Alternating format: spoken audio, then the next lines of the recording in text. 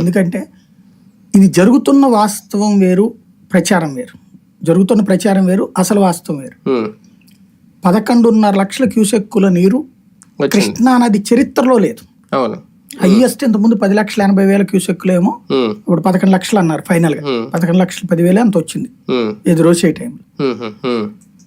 10,80,000 అనుకున్నారు, దాదాపుగా ఆ రేంజ్ లో వచ్చింది అనమాట. అంటే ఈ లోపే డౌన్ చేయడం వల్ల 10,80 దగ్గర క్లోజ్ చేసుకోగలిగారు.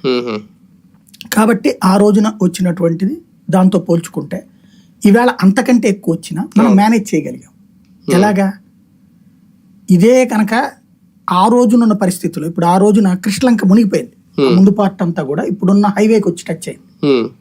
ఇవాళ మాక్సిమం ఆ రిటైనింగ్ వాల్ దగ్గర కొంచెం పైకి వచ్చి అవతల పడ్డాయి అంతే, పెద్ద ప్రాబ్లం రాలా. ఆ లెక్కను చూసుకున్నప్పుడు మనం ప్రకృతికి సంబంధించి ఎదురైన సమస్యని అధిగమించాం.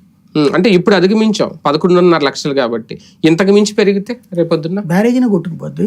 ఎందుకంటే ఫుల్ లెవెల్ అదే ఇంకా అయిపోయింది, ఊరే లేచిపోద్ది. ఇంకా అంతకు మించి దాన్ని ఎవడేం చేయలేడు. కానీ అంత రాదు.